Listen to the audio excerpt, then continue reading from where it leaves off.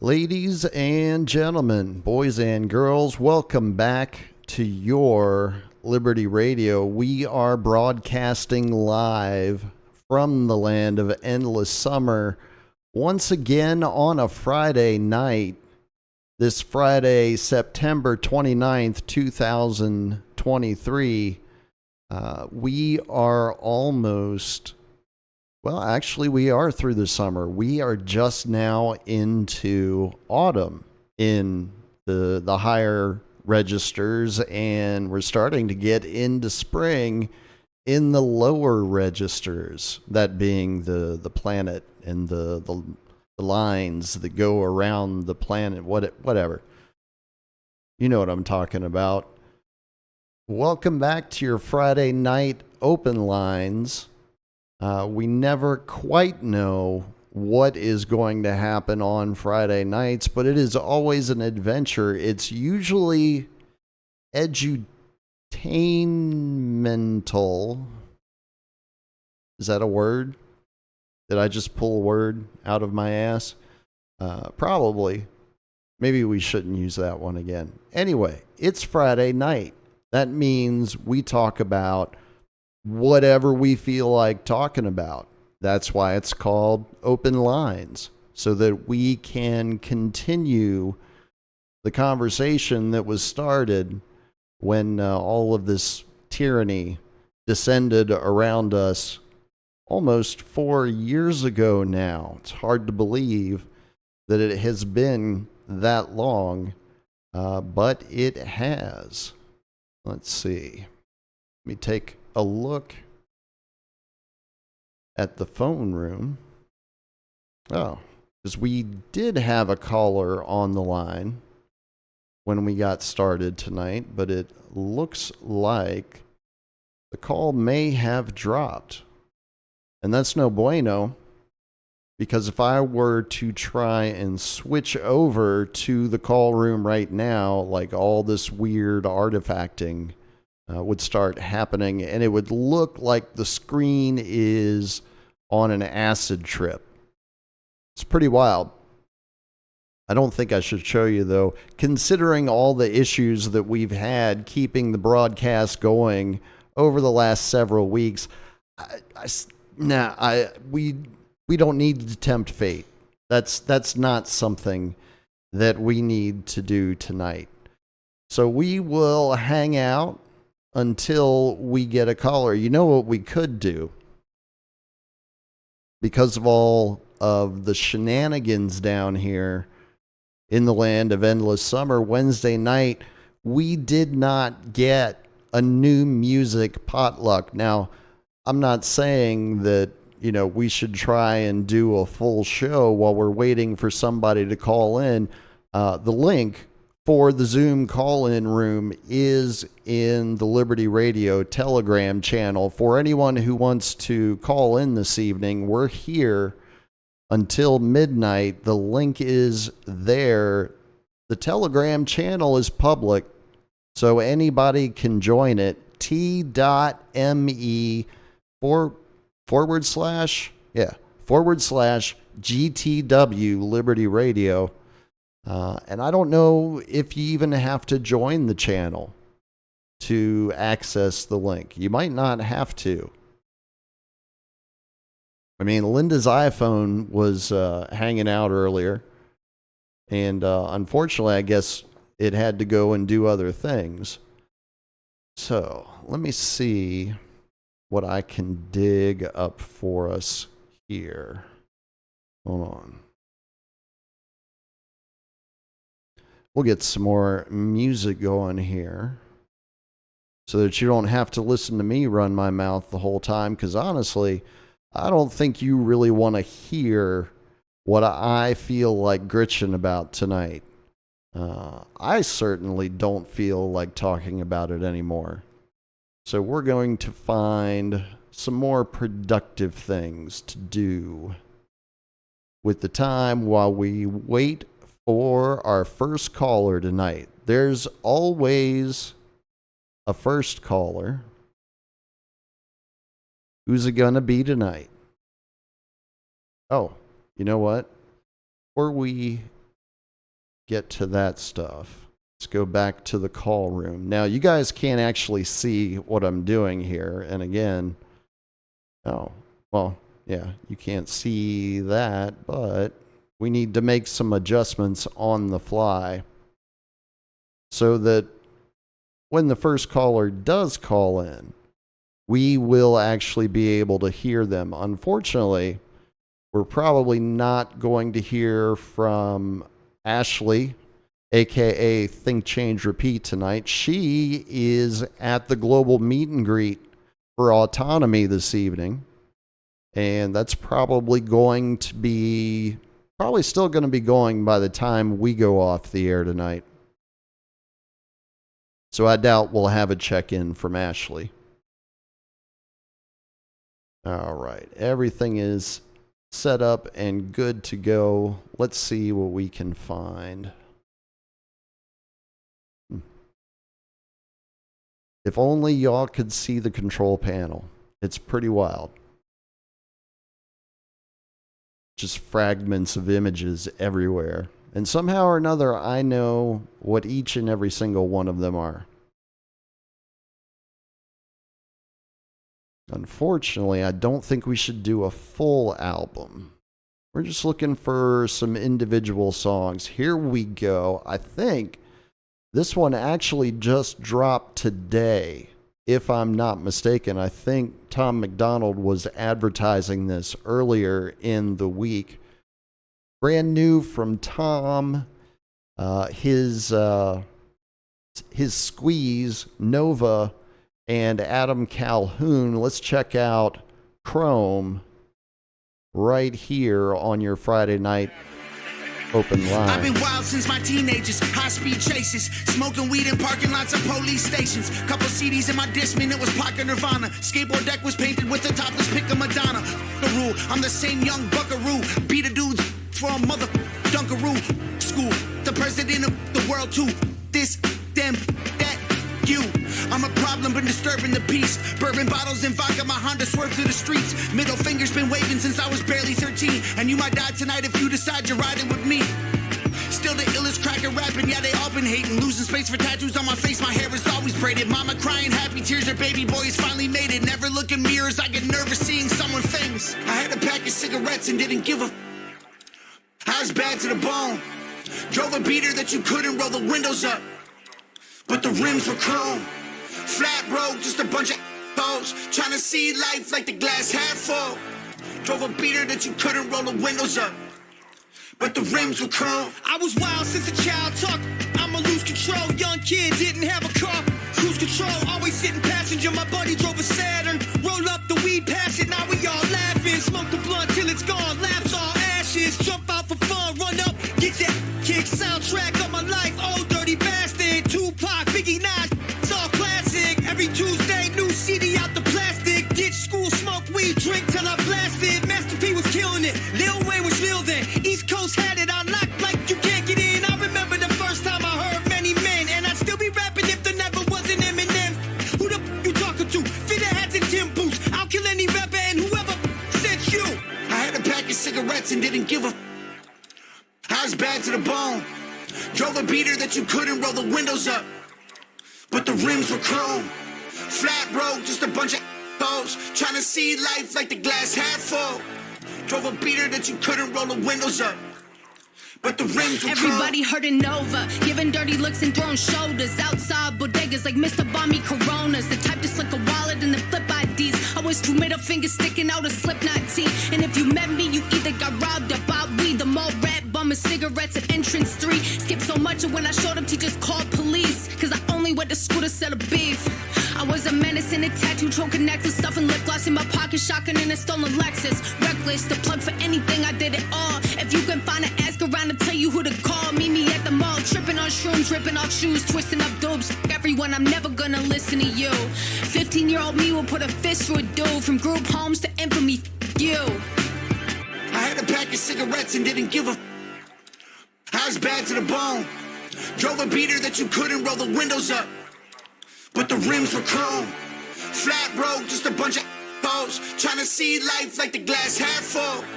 Drove a beater that you couldn't roll the windows up, but the rims were chrome.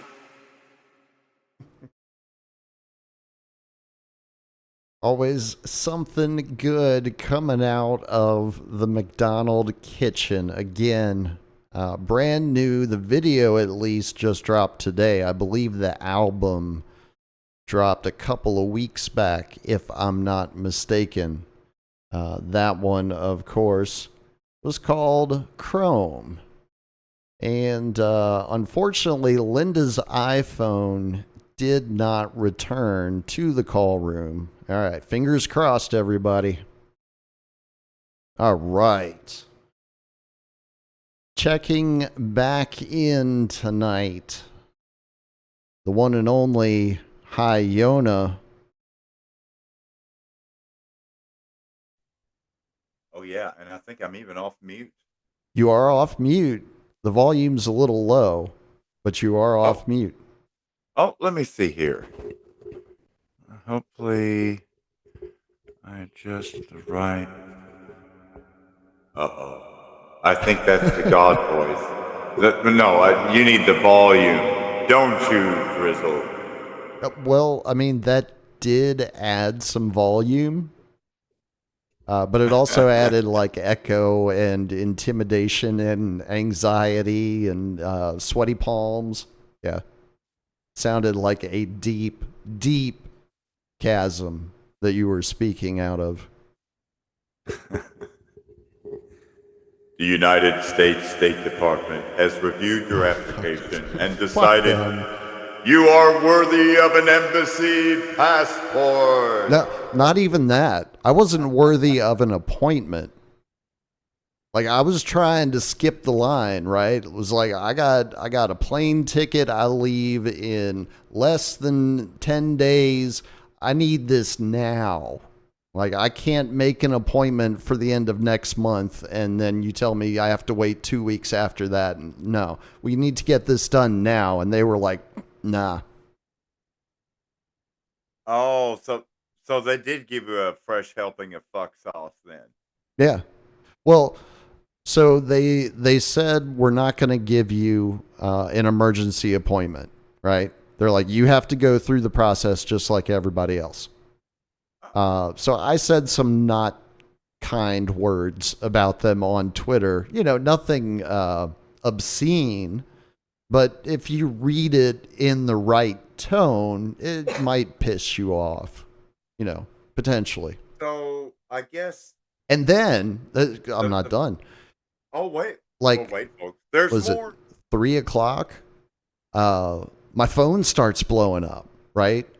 And it's from a 202 area code. And of course, you know, I lived right outside the District of Criminals, so I know 202 is the belly of the beast calling, right? So I sent it to voicemail. 5 seconds later, rings with the same number, sent it to voicemail.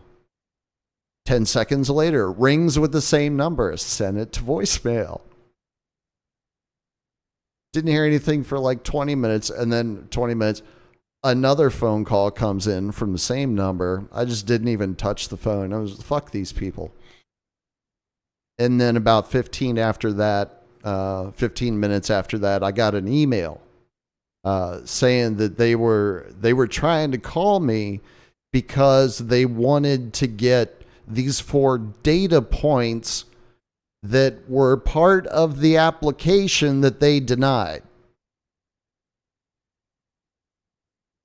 And I'm like, what the hell? What kind of scam is this? What con game are you people running over there? And it's literally like, dude, the email I sent back to them, which included the information that they should already have, I'm anxious to see what the response from that one is.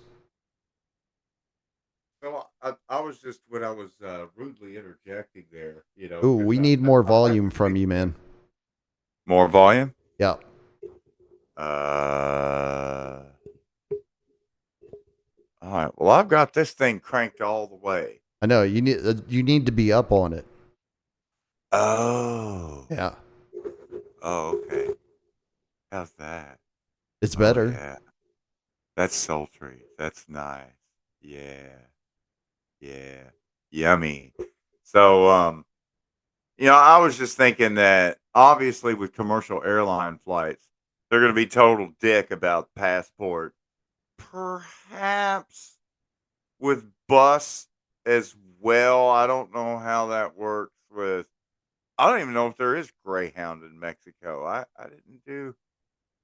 There's something similar, right? It's not necessarily Greyhound like what's in the United States, uh, but it's so like I can get a bus here in Acapulco that'll take me up to Reynosa, which Right. is just the other side of the border from McAllen, Texas, which is where I crossed the first time, Oh, okay. and then just Yeah. basically walk across and And go then through catch a bus whatever I on the need to other go side. through there. Yeah. Um, Well, now if you go to walk across, you shouldn't need a U.S. passport to re-enter the United States. You're a gringo. right. But I Hmm. don't know like what United is going to require me to have to get on the plane. That's the problem. I've heard other people say that I should be fine. I shouldn't need the passport because, again, it's going to the United States. Right. But yeah, I don't know. I haven't, dude, last time I got on a plane was 1995. All right. I went from Oh, Dulles to wow. Denver in September of 95 with a half ounce of weed in my boot. It was like But a now, if 6 it hour was flight or something. 1995, did you fly into Denver Stapleton or Denver Nazi? Denver Nazi. Wow. Yeah. It was brand new. Wow. I'm gonna It was say it because was actually so new there were parts of it that they still hadn't finished yet. I was gonna say I thought that Stapleton closed at the very beginning of 1995. So you like were literally there like weeks after it opened, Yeah. partially. Yeah. Yeah, it actually took over a year for it to open because they were having problems with the baggage system and so all kinds of shit was going haywire there. But at least they got those awesome fucking wall murals done inside the Oh Denver yeah. International Airport. I mean, Oh, they're for those art fantastic. lovers out there, any art lovers listening now or later, um, man, you gotta go to the Denver International Airport. You don't even need to fly there, because they've got a great rail system that goes all around Denver.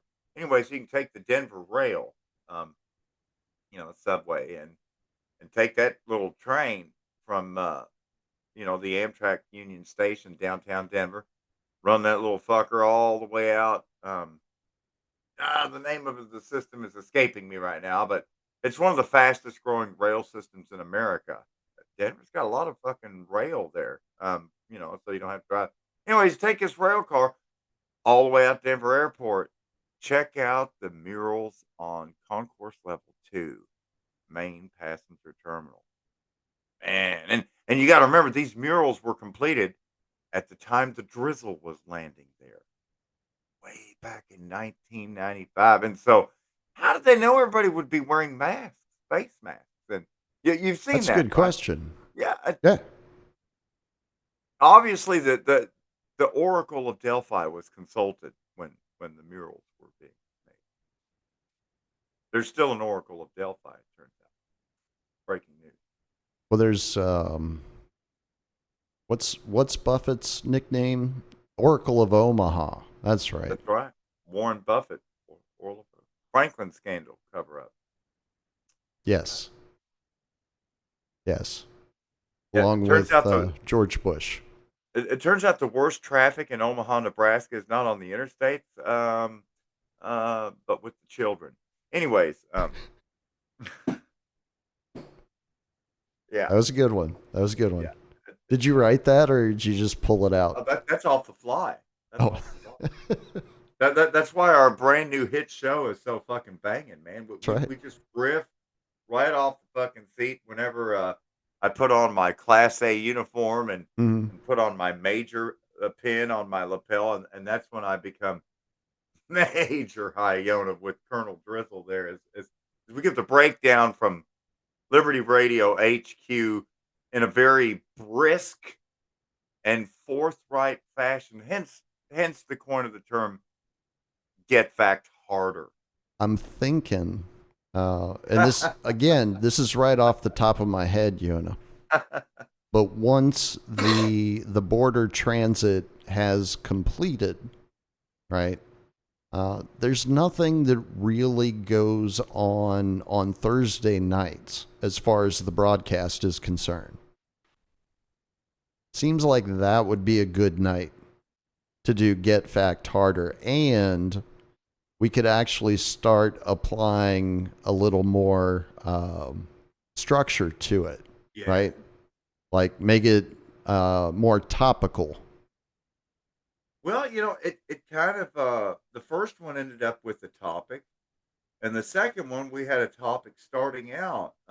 Thanks to Jisden Turthole, Canada's first Black Prime Minister, there was so much stuff to work with there. The that what was that guy's name? Yaroslav Hunka, Hmm. 98-year-old Ukrainian veteran patriot who fought against Russia and its allies during World War II, which Hunka, would hunka, include socialist Canada, love. England, and it turns out Russia was allied with Canada and England and the United States, and he was allied. Oh yeah, Waffen SS Division, yeah, Grenadiers, Yes. yeah, that's right. And now I think it apparently still says Poland. that on his Wikipedia page. It might Let's not, see, though. I know they were working on that.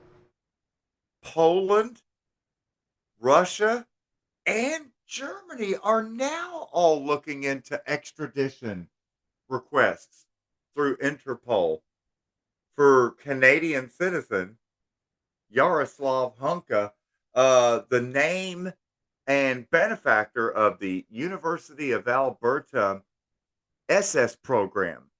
Hmm.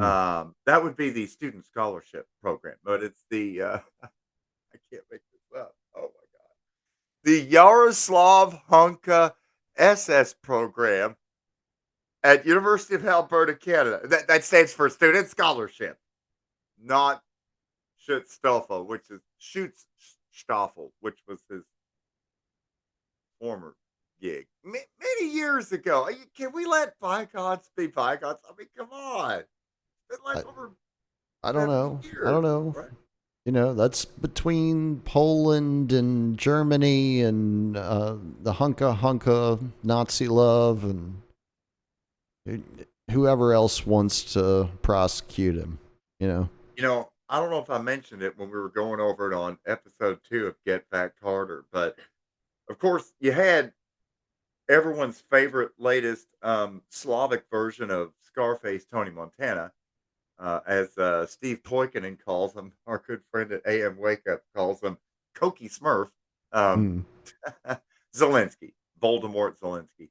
Um, and he was in his green tracksuit or whatever, Like if you for those that remember that little skit they did on Saturday Night Live, um, uh, with now I can't remember that guy's name, but it was called "What's Up with That."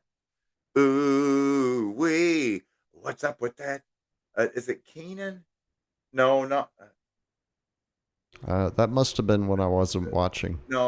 The the latest funny black guy on Saturday Night Live.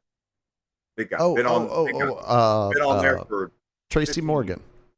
No, No, even more recent than Tracy Morgan. no.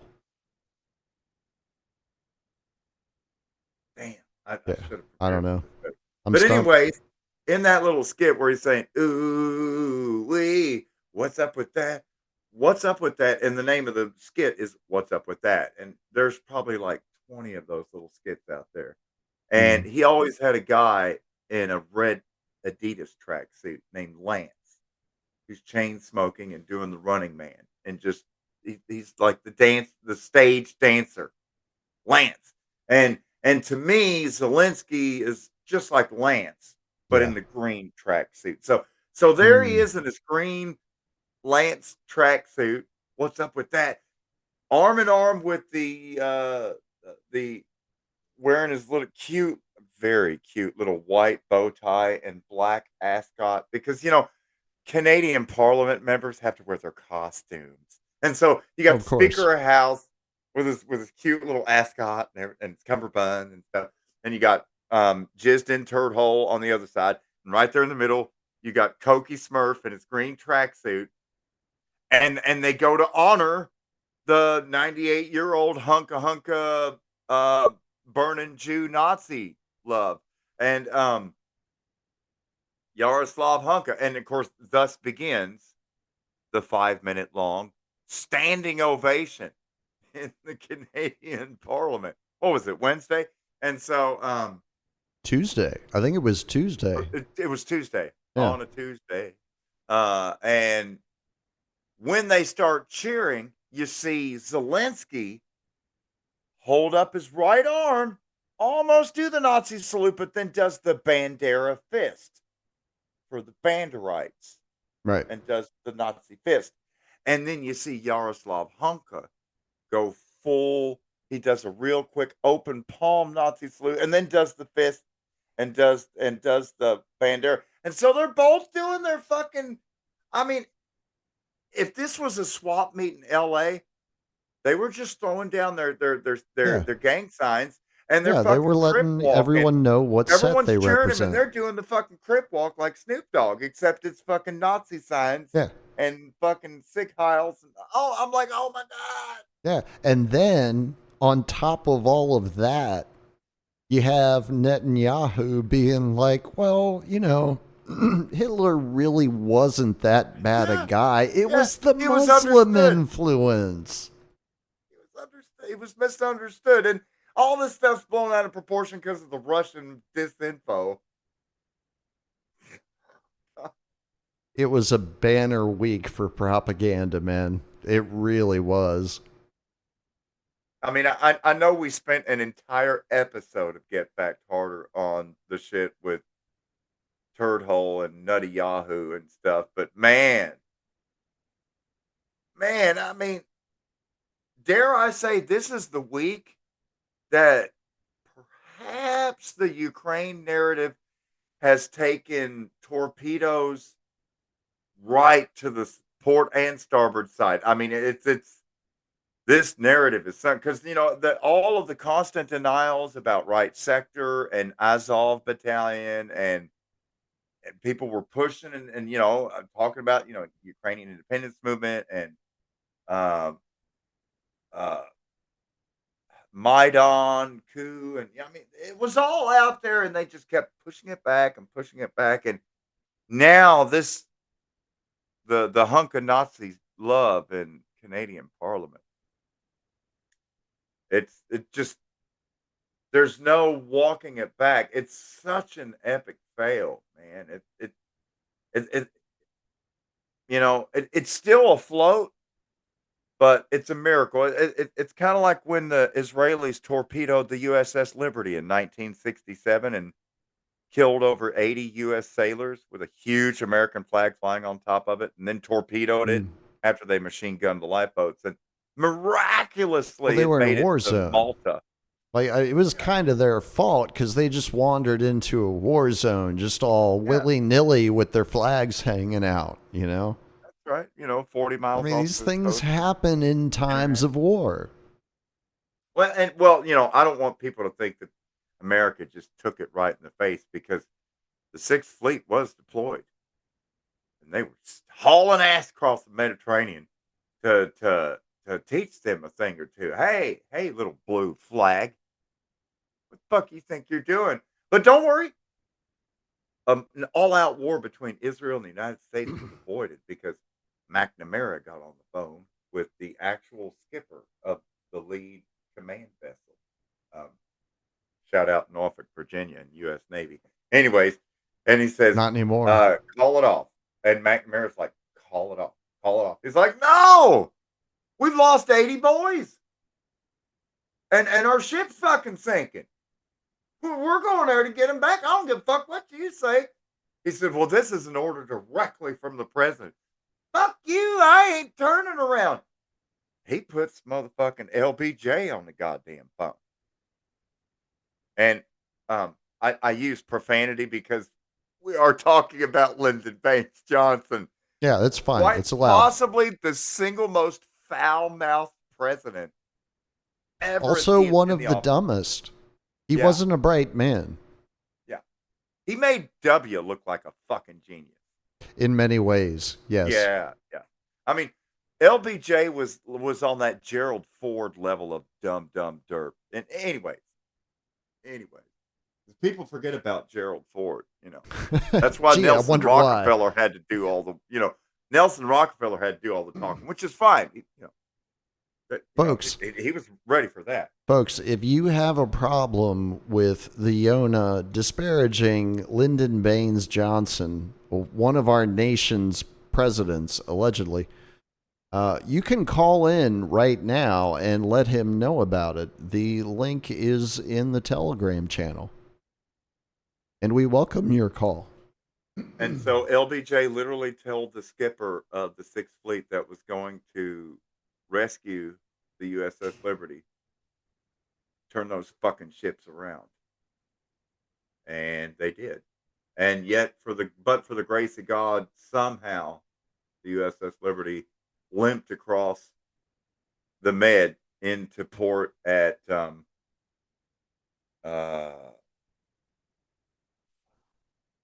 remember the name of the port of Malta there, whatever the Vol, Vol, something with a V. I forget the name of the port facility. Right there in Malta. Their dock. And when it pulled in, it was I think almost 20-degree list and had over 30 foot of water in three of the bulkheads. How that thing was still Oh, it's afloat. fucked up. And then like you got where the torpedo went in. I don't know if you've ever seen video or pictures of it when it I have. pulled in. Valletta. Valletta. That's what it is. Valletta. Valletta. Valletta. Which means little valley in Maltese. Very strange language, Maltese. You're wandering away But from the mic again. Maltese is strange down there in Malta because, well, I didn't really mean to get into this from the USS Liberty thing, but I guess USS Liberty literally did get patched back up at Malta. And Malta has a different language, Maltese, primarily thanks to its different ownership and management history, shall we say. I'm referring to the Knights Templar, uh, you know, basically vestiges of the Crusades and Crusaders. And the Maltese Knights, the Knights Templar, they ruled Malta for fucking centuries. And then the British took over. And then they became free. They And just now they're rebranded. That's it. yeah. Yeah. And now they're free except for the big ass British and American naval bases there. It's basically, to me, Malta is like Cyprus, only that it doesn't have two different ethnicities that have hated each other for about 3,000 fucking years, like in the case of Cyprus, where you have uh, Turkish Cypriots and Greek Cypriots, and ne'er the twain shall meet. I mean, for Christ's sake, that's the only island I can think of in the Mediterranean Sea that has a fucking demilitarized zone across the middle of the goddamn island. Hmm. And massive fucking British air base there. Was it Akatiri? Yeah, yeah. Cyprus, right there off the coast of Syria Oh, and yeah. Lebanon. Cyprus. Yeah. Which, believe it or not, there's a lot of gas and oil around Cyprus and on the Mediterranean coastline of Lebanon. And because there's a huge oil field between Cyprus and Lebanon, right there in that part of the Mediterranean Sea. And so they've been putting out drilling rigs and stuff there. It's kind of starting to look a little bit like Gulf of Mexico. A little bit. Hmm. Anyways, in that one spot. So, of course, you get down where Palestine's coastline is, and it peters out. Um, I'm sorry, did I say Palestine? It never existed. I mean Israel. Israel. Israel. Uh-huh. And so Israel decided to build some offshore oil platforms all way up into fucking Lebanon's offshore area. And they got that fucker built and operational and started sucking gas out of that deposit. I think all within about 3 or 4 months, just lightning fast. And now they're sucking gas out of Lebanon, both on dry land and at several wells offshore, as well as a number of wells they're now drilling where they're doing hydraulic fracturing in the Golan Heights, which is also known as fracking. Um, Correct. and for those that are keeping track, turns out the Golan Heights is actually part of Syria, and that's how Hmm. you get three different countries illegally occupying Syria at the same time. Because keep up with Well, me, that's wonderful we've for got Syria. They we've get so got much help. Israel and the Golan, we've got Turkey up there by Latakia and Antioch, where they make the holy hand grenades of Antioch. Shout out Monty Python's Flying Circus. Hmm. And then, of course, the northeast third of Syria is occupied by the United States because we have to make sure their breadbasket and their oil reserves are safely in our care. Of course. Well, but Yona, getting back to what happened in Canadian Parliament on Tuesday and the media circus that was immediately created after the event had happened. Uh, were you aware that also on Tuesday, JP Morgan settled in their Jeffrey Epstein case for 75 million, and that means that they now don't have to go to trial, nobody has to testify, everything can just be sealed and put away, and it's over and done with. Oh well, if John Pierpont Morgan Corporation has reached a deal and settled and buried the suit, then that ends the discovery process that we Yeah, all love and enjoy. story's over, it's done. Thanks No folks, good more, night, no more go home. depositions, no more exhibits, Yeah. um, and yet still allegedly, Ghislaine Maxwell, Robert Maxwell's darling daughter, shout out Mossad, Ghislaine Maxwell is allegedly in prison, not her body double, of course. Why would you think that? And she is the first madam to be prosecuted and convicted that I'm aware of for prostitution Mhm. that had no custody. Allegedly. No custody. No client. But yeah, so story's over now. Because she's in All right. prison, allegedly. You know, not hanging out in some posh facility, you know, playing pickleball all day. Although at this point, she looks like she could probably use some exercise.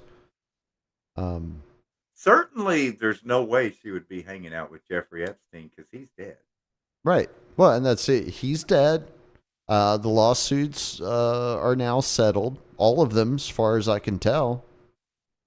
Like the only things that are still going on, as far as I know, are Ghislaine's appeals to have her good name restored, have her vindicated. You know, 'Cause she was a good girl. I She hate to didn't put know this what out was here. going on. I really hate to put this out here, but I do have to mention Farmer Billy Gates Jr., William Gates Jr., the Bill Gates with Why? bio milk kitties that we all love, because he was asked in an interview, a televised interview, repeatedly about all his dealings with Jeffrey Epstein and everything. And finally, Bill Gates is like, well, he's dead. So there's that. I mean, he literally fucking said that. Yep. You remember? Yeah, Well, he's dead. So I do there's that. remember. Let's see. That was a rare chuckle from the old Gatesies. Kind of an evil chuckle. In fact, I would classify his chuckle after he said, "Well, Epstein's dead." Well, he's dead. He fucking chortled, man. That was a chortle. That was a chortle. Yeah. The kind of it's kind of like the evil laugh along with the, yeah, definitely chortled on. Well, he's dead. So, in general, you always have to be careful. See, Yep. the chortle when you get that little wave. Yeah. Mm-hmm. Yeah, he chortled on that. Thank you. Great work on the sound. I was on the fly. This is live radio, folks. This is how we do it. Friday nights. This is when we have fun. The Yoda and the Drizzler going at it on the court like fucking Stockton and Malone. Points and assists. And then Just Sunday adding the nights. stats, man. Yeah, and Sunday nights, it's all about this. GrandTheftWorld.com. That's the website right there. Go check it out. Yeah. All on the fly. Get Doing back it up live. on the regular. You know, folks, you don't have to let me and Yona have all the fun. You are allowed to call in as well. The link is in the Liberty Radio Telegram channel. I'm actually surprised we haven't heard from Mr. Guy since I think it was the first Friday night open lines he checked in, or maybe the second. Well, we got 5, 6. Odyssey says 6, if you can believe those metrics. So I don't believe any of it. It's all bullshit. Yeah.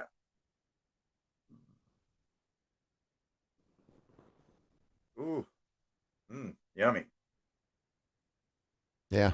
No messages from Mr. Guy. We cannot mention Jeffrey Epstein and Why? totally skip over Stacy Pleckett, the bimbo legislator that represents the United States Virgin Islands.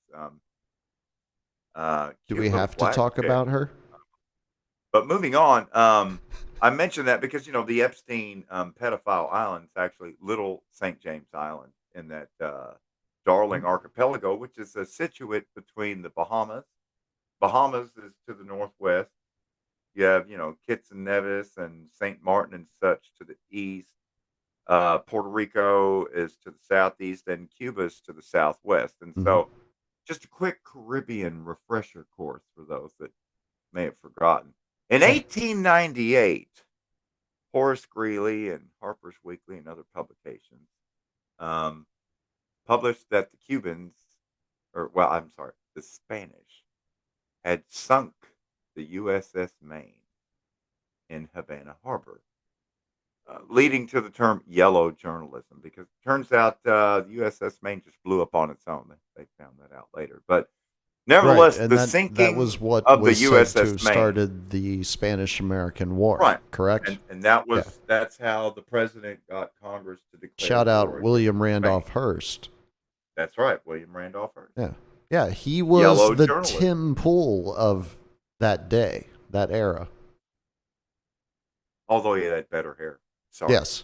I'm sorry, Tim. I shouldn't have said Hey, that. you're born with what you're born with. Is what it is. Look, William Randolph Hearst had a fuckable head. I mean, like, you see his hair, you're ready to skull fuck. Tim Pool, just turn around and get on all fours. Anyways, so I'm sorry, Tim. Again, I shouldn't have said that either. Love you, buddy. Love you, Bubby. Have a pepperoni roll on me. I'll buy it for you. So where were we? We're in the Caribbean, and so it turns out with the declaration of war in 1898 by the United States against Spain, the Spanish-American War is that war that normally just kind of skipped altogether in U.S. history. But it turns out in 1898, we declared war on Spain. Uh, and that's how we ended up with Samoa, Marianas Trench, Guam, Saipan, Hawaii, the Philippines, Haiti, Cuba, the Dominican Republic, Puerto Rico, and more, and more. I know I'm leaving some off the list, but basically, what was left of Spanish imperial colonies Yeah. were all just gobbled up by the United States. And so from the period of about 1898 till the end of World War One, I will call that the peak of manifest destiny, because at Mm. that point you have the United States Philippines, you have United States Cuba, you have United States Haiti. They're U.S. territory, and in the case of the U.S. Philippines in 1948, thanks to remember in the United States in 1948 there were separate water fountains, there was all kinds of segregation. Um, it was a celebration of racism back in those days. Different time. And so uh, there were congressmen and senators that put the bill through to abandon the U.S. territories of the Philippines to prevent Filipinos from just pouring into the United States after World War II and being granted citizenship since they're in a U.S. territory. And they didn't want a whole bunch of Filipinos just pouring into the country. So, fuck it, give them their independence. That was weird. That was really weird. I don't know of any other case where Uncle Sam was like, you know what? I have enough colonies. You guys go do whatever the fuck you want. I'm done with you. That was weird. Um, Well, I mean, we did pretty much just abandon Afghanistan. It was like, all right, we're done here. Peace out. I mean, that's well, literally what it was like. it gets a little bit more interesting when we turn back to the Caribbean, where the whole Spanish American War began with the false flag of the USS Maine and William Randolph Hearst and everyone, with the whole play in Havana, which then allowed the United States to military occupy and rule Cuba. Hmm. But unlike the case of the Philippines, Ooh. the United States did not turn over independence and votes and referendums to the Cubans like they did with the Filipinos in 1948. Instead, the leader that we had installed at the time, Batista, well, Batista was kind of a dick, and the Cubans really got tired of his shit. Basically plantation slavery there. Anyways, because there were white Cubans and black Cubans. Guess he was picking all the cotton and the cassava and making the tapioca and everything else. So that led to that one guy that chews on the cigar. That is Justin Trudeau's dad. What's his name? Oh yeah, Fidel Castro Hmm. Mm-hmm. leads the Cuban Revolution and tells Uncle Sam to GTFO. Uh, and the thing of it is, by that point, we had already built this awesome naval base over on the eastern end of the Cuban island in Guantanamo Bay. Yeah, that's right. Mm-hmm. Because they began constructing the Guantanamo Bay Naval Base Governor in DeSantis worked 1899. there. 1899 is when the first cock meat sandwich was served at the Gitmo Bay cafeteria Hmm. and canteen. And here we are all these years later, and it turns out of the 800 plus overseas military facilities of the United States military, Guantanamo Bay, which began construction in 1899, is the oldest continuously held and operated foreign military base of the U.S. military today, and home to everyone's favorite illegal global prison. Mm-hmm. Doesn't matter what country you were born in, doesn't matter what language you speak. we'll just send a team out to gag you and bag you and drag you right back to Guantanamo Bay, and you don't have to worry about formalities like habeas corpus or Magna Carta or talking to a lawyer or Ah, being arraigned or any of that dumb shit. Just gobble that's up some too dog meat time for the rest of your life. consuming. No, no, no, no, no, Yeah. no. Takes too long. All that stuff takes too long. And don't worry, if you're thinking, well, that's not fair that everyone else gets to go. What about Americans? Oh, don't lose heart. Cheer up, folks. Turns out, thanks to the let's see, it's the National Defense Authorization Act of 2012, Section Hmm. 1021, signed into law by the Obama Biden regime, we'll call it, where Right. the President president, Sotoro. the president, yeah, Barry Soetoro from Jakarta, Indonesia. Hmm. Hey, more fried rice, please. And his favorite. And so basically, the president, Obama, gave himself the unilateral power to declare any American citizen without any judicial process or administrative review, declare any American an enemy combatant, and then decitizenize them and say that I declare that you're not an American citizen anymore because I, the president, have declared you one of the president's enemy combatants. Take him to Guantanamo Bay, off with his head. And well, that brings us up to date. All right, that finishes that segment. Time for a cigarette. To Jeffrey Epstein and $75 million to make it all go away. But the good news is there's still an asshole banker in New York that's running things for Puerto Rico. Hmm. Puerto Rico, I used to think Puerto Rico was the most abused colony, but No, no, it's um, Haiti. Haiti is the most abused colony by far. Like I'm going to give there the are edge. literal atrocities being committed in Haiti by the government on a daily basis. Well, I can't really consider Haiti 100% Uncle Sam's imperial woes to lay at his feet because technically Haiti was begun as Saint Domingue by the French until, the whole Toussaint Louverture and the Haitians like killing all the French and stuff. And Regardless, it belongs to the U.S. now.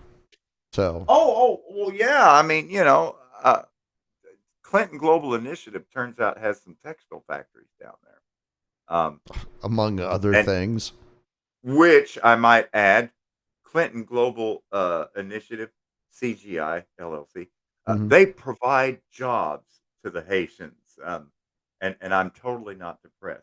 See, you're not adding me to the Clinton body count, not tonight. So on the other side of Haiti, we have Puerto Rico, but then on the other side of America, we have Hawaii, which actually was granted Mhm. statehood in 1949. 59. I just looked it up. 59. Yeah. Last state, 1950. Alaska was 49. Hawaii was the last state in 1959. Yep. So Hawaii actually been granted fucking statehood. I mean, they have Congress critters and Senate Hmm. critters riding Yeah. on that private subway system that we talked about before, and to all those goddamn buildings. And so, what has happened with Lahaina and the aggressive depopulation across the Big Island as well? Um, and then what's going on? Like, what's his name? Larry Ellison owns the entire fucking island of Mechalekahai, Mekahani-Ho, or Molokai, or whatever. Sorry, I'm not the best with all these Hawaiian island names. I No, probably should. that's the nation of Jambi. Yeah, Yeah. That's not Jumanji. Hawaii. Yeah. And so And I believe it's Mekalekahi Mekachaniho. yes, yes, it Yes. is. Yeah. Yeah. Shout out Barry Soetoro and the Choom Gang there at Honolulu High School on Oahu. Um, Barry and the Little Hermans. that's right. That's right. And shout out Big Mike. Don't sleep on Big That's Mike right. Obama for 2024. Who's swinging the biggest bat around Matter here? of fact, Barry knows. just don't sleep on Big Mike. Period. That's right. Just leave it at that. Do not sleep on Big Mike. And Big Mike is strapped and ready to peg. You just watch yourself. Strapped and ready to peg. So Hawaii, it just seems to be getting more aggressively depopulated and gentrified. More so right now than Puerto Rico. Because whereas Puerto Rico has suffered greatly, in large part due to hurricanes and then a lack of sufficient response. And so after repeated hurricanes, and a failure to do the necessary repairs after repeated hurricanes, now their electrical grid, water grid, wastewater systems, Puerto Rico's a fucking mess. But and granted, there have been depopulation efforts in Puerto Rico. I mean, I think what 2/3 of the island is fled at this point because they basically made it. You know what? Actually, maybe that's why they're not fixing anything on Puerto Rico. Hell, they've already gotten 2/3 of the people to leave there. Dude, it ain't just Puerto Rico. Hmm. They're not fixing things anywhere. Yeah, Anywhere. I noticed. I guess that's why over 70% of all U.S. bridges and Yeah. viaducts and tunnels in the United States have a D or F rating by Yeah, our there's no American money society. going to the upkeep of physical infrastructure in the United States. Like, Well, uh, when it all falls down, we are going to build it back better eh, after it collapses. I imagine that must be the plan because otherwise it doesn't make any sense. Why would you let this stuff decay and fall into disrepair? Like, you're still actively using it while it's falling apart. The logical thing would be to make sure that you secure the integrity of it. What if I, well, this is kind you know what? It's crazy, but I'm going to say it anyways. What if the United States has been sold the fuck out and we're actually owned by foreigners who could give a fuck? Hmm. Because I mean, it's kind of the case with the Class One railroads, all four of them now. All four? Shout out to the 1980 Staggers Act that deregulated railroads because over 100 Class One railroads, way too many. How about just four? Four. Remember when they used to say, "Oh my God, there's only 12 major media companies." What is it today? Just three? Major media, six. There's six right now. Now we're down to just six. Okay, Yep. or maybe five because I was thinking two of them merged again. There was another merger, I wouldn't be surprised. and the same things happened with Standard Oil. Hmm. The Seven Sisters aren't separate anymore. No. No. Now it's like the three sets of conjoined twins. You got Yeah. ExxonMobil That's a and good they're way all just to describe it. slowly clumping back together like Corexit sprayed on crude oil floating in the Gulf of Mexico, and it just sinks to the bottom. And out of sight, out of mind. Hey, I don't, I don't know what you're talking about. We only skimmed like a fraction of the barrels you're trying to give us a fine for. Where's all this other oil you're talking? Hmm. Well, I don't And then know. you send the rover to the bottom of the Gulf, and there's like beds where there's like 10, 20 foot deep of just goo that won't float because they use Corexit, Hmm. which they said was a dispersant. But what kind of dispersant causes it all to clot together and sink? Wouldn't that be a coagulant? Like Yeah, you would think. um, that would be a coagulant. Uh, like oh, what are those things called? Oh, coronavirus vaccine. Yeah, right. Oh I think it's my. called thrombotic thrombocytopenia. Oh wait, were you gonna put this on YouTube? Just cut that part out. Oh, it doesn't matter, man. They don't pay attention to our channel. Like Oh, it okay. won't show up as a strike for like another 3 years, and then they'll be like, "Oh no, look, this medical information, Well, misinformation." to be fair, we did find out in the unredacted emails from CDC with Dr. Fauci that, in fact, they knew about the myocarditis, Yes, the swelling of the heart muscle, and the correct. thrombotic thrombocytopenia, They knew maybe about all blood that clots. beforehand. They knew all about that Yeah, before, and they and were I talking about it in the emails and stuff. well, and I do want to make it clear to the YouTube censors as well. We need to go ahead and start feeding this into the algorithm. Look, Liberty Radio is your number one station for disinformation, and I need YouTube and the algorithm to understand that we spell dis with a Y. So that means something completely different from what you think it means. So you can't tag us for that. It's spelled with a Y, just like muscular dystrophy. Or distemper, Yeah. Ooh, because that's that's a good one. closer to what it is. We're slightly rabid. And for those keeping track, distemper is the Scrabble word of the night. Distemper. Dystemper. Use it in a sentence. That's right. Now, speaking of Fauci, Yona, did you know that it came out earlier this week? It was a complete shock to everybody that watches television. Fauci was smuggled into CIA headquarters to influence COVID-19 origins investigation. So, Dr. Fauci is now officially an influencer. Do you think he's going to start an Instagram account? Oh, wow. I'm just thinking of like that opening sequence to the old show Get Smart with Maxwell Smart. And it always, for those that are not old as dinosaur dung like the Yona here, um, the show Get Smart. The opening sequence was like all these. It's just like I don't know, 150 sets of fucking doors opening, Yeah. all these different doors opening, Oh, it was a great opening.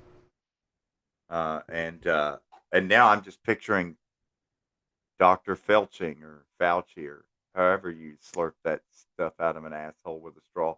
Doctor Fauci going through all these sets of doors, kind of like a straw going through the different sphincters inside the colon, and so that you can retrieve the santorum. These are real terms. Tonight's Google search from the Yona is for two words: santorum. That's Santorum. You'll know you found the right word when you see the words frothy mix. And then felching involves straws and the recovery of Santorum, which again is a frothy mix. I would say more, but this is how we get you to do your own research. That might get us kicked off of YouTube, but oh well. I We see. had a I good just run. said do your It own was bound research, to happen. Yeah. but I didn't say I didn't. I left some for the imagination. That's the problem. They're just looking for keywords. That's it. They don't care how far you're going. It's just, oh, did he say the word? Did he say the word? Did he say it or not? No, And they don't and care. I do have to give credit to Dan Savage for Yeah. repurposing the last name of Pennsylvania Senator Rick Santorum into a description of a very moist substance that is produced by, um, well, I would say multiple humans, but I guess one human could actually produce Santorum themselves. Um, I don't want to think about that anymore. Um, yeah, uh, that's what brings in the viewers, the shock stuff, the really really gross and raunchy stuff. Like when Catherine Austin Fitz is getting deep into some financial explainers. Shout out Catherine Austin Fitz and Solari. Okay, Mhm. that's a bow on that little segment. Well, no, but wait a minute, because we need to get back to this Fauci thing, right? So, Right. like the whole, I think people are making a big deal out of the wrong things, as usual, right? It's like they always try to get us to focus on the shiny thing instead of the other thing. So, like, why was it necessary to keep this meeting a secret? That's what I don't understand. Huh. I mean, the fact that there's close coordination in a DARPA DoD CBW program and regime, and they're coordinating between NIAID and NIH and DoD and CIA. It makes perfect sense to me that Fauci, Dr. Anthony Fauci, the single most highest paid federal government employee in U.S. history, that he would be the one to be a secret agent, man, to go where no other government employee has ever gone before. Because, I mean, look at the ungodly fortune he's being paid. And his wife. Wife's on payroll. And, therefore, at the very beginning, I was kind of encouraged by the sexual tension between Rand Paul and Anthony Fauci whenever they would lock horns in a I congressional don't hearing. think that was sexual tension. I think And that and, was and Rand actual Paul tension. that was real tension. Rand Paul and Like, it that would was get not so bad enjoyable. that Watching Fauci Fauci would just get, like start yeah. to his autism get activated. Yeah, yeah. I mean, he would trigger him. Yeah, he Really would. trigger him. And going back and forth. And at first, I was like, man, this is great. We're really gonna do something. Uh, and then I got left with blue balls because it's like he keeps raring for the punch. We ran out of time. We ran out of time, and then they let Fauci get the last word, and then that's all you get that round. And then Yeah, well, all right. So, and then finally, then I kind of realized, God damn it! Every time I've convinced myself it's all kabuki theater, it's mhm, all a fucking shit show. They're all meaningless puppets.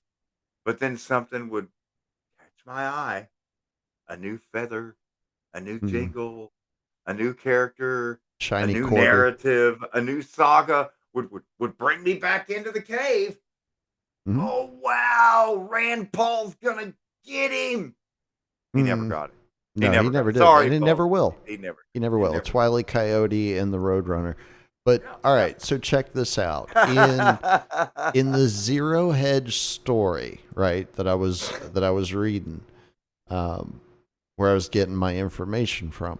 And that'll be linked in the replay notes, so you're not going to miss out, folks. It'll be there. It's Zero Hedge. You can go and find it. Search it on their website. Anyway, so they're saying that there was a committee of 7 people at the CIA who were investigating the origins of the alleged virus, right? And 6 of the 7 were of the opinion, they say it's a low confidence opinion, whatever that means, that it came from the level 4 biosafety lab in Wuhan.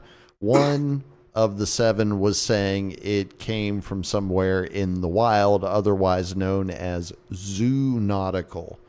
And apparently they're trying to make it sound like the reason that Fauci was being snuck into CIA headquarters was to deliver the payoff to the 6 analysts that were saying that it likely came from a lab so that they would change their story.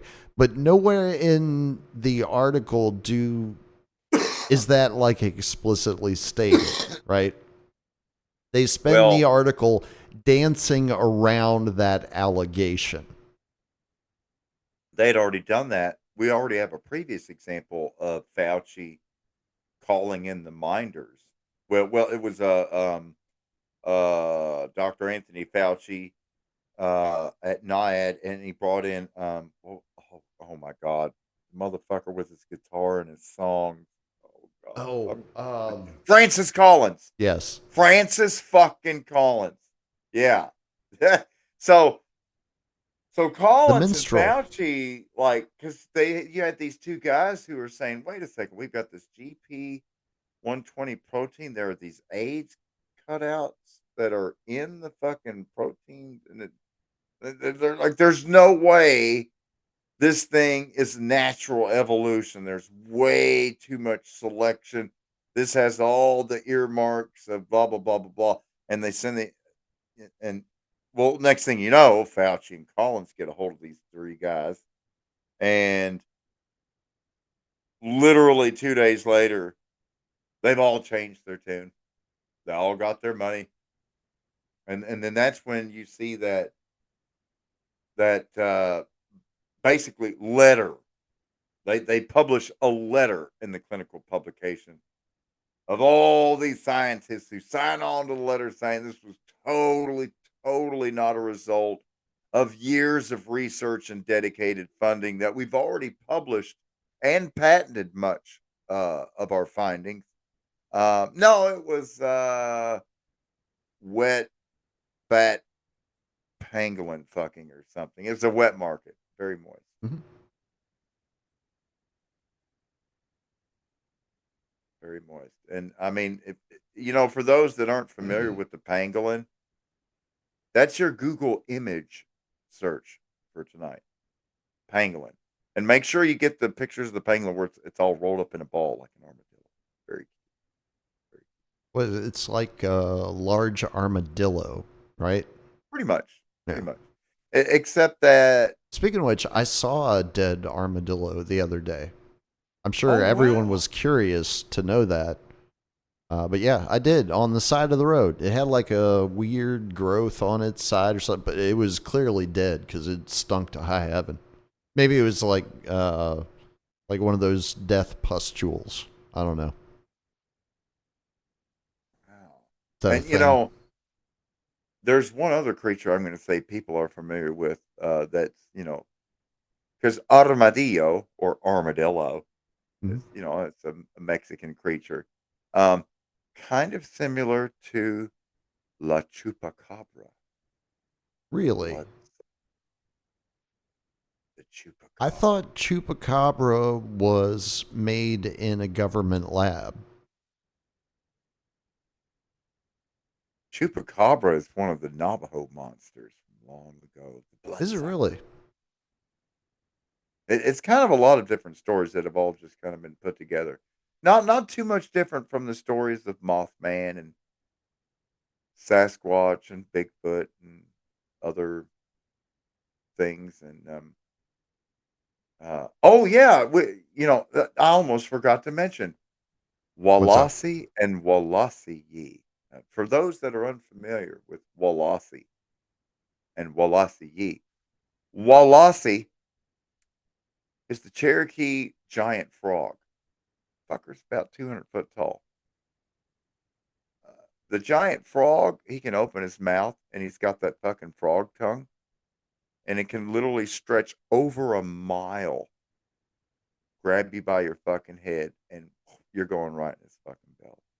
Walasi, Damn. the giant frog of the Smoky Mountains. Because Drizzle and I are thinking about maybe doing another episode of Get Back Tartar, and it's come to the point that if we're going to do a third episode, it's getting kind of serious. We might need an actual animal mascot. And Hmm. so we had talked about Marmot, but with all due respect to Steve Poikonen and Shelley and others, Marmot's taken. Yeah. Marmot is clearly the AM Wake Up podcast, animal giant mascot frog that could snatch your ass from a mile away. with its tongue. Yeah, I mean, that might be a winner. Because, the ladies, they like the tongue action. That's right. Yeah. And best of all, where we know exactly where the giant frog lives, at the place of giant frog, or Walasi Yi, because Yi means place of. It's a Cherokee placement suffix.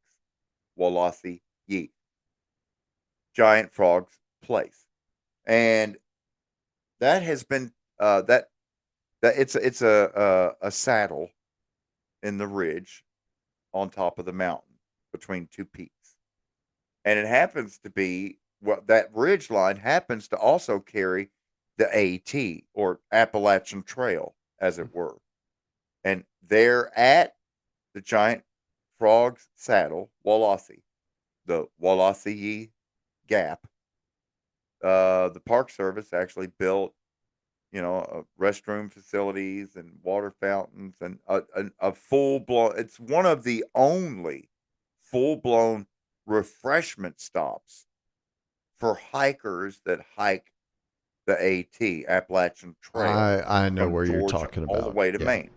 Yeah. And I know what you're talking Walasi about. Yi is in the Smoky Mountains, just northeast of the Cherokee Reservation.